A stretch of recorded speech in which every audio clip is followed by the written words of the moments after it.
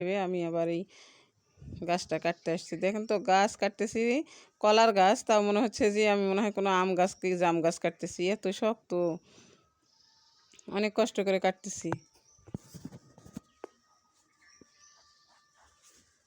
ধাক্কা দিয়েও ফেলতে পারতেছি না। কলার গাছ তো এত শক্ত হওয়ার কথা না, এই কলার গাছটা আবার এত শক্ত কেন?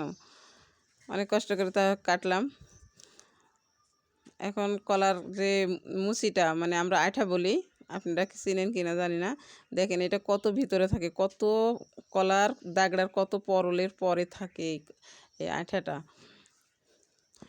এটা এখন কাটবো, কাটে আমি অনেক খাটনি এটা করতে।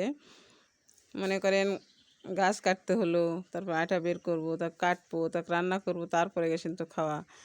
তো দেখেন মাছ ছাড়া কিন্তু আবার আঠার তরকারি ভালো লাগে না তেমন। আঠার সাথে একটু বেগুন দেওয়া, মাছ দেওয়া, শুটকি মাছ দিয়ে রান্না করলে আরও ভালো লাগে।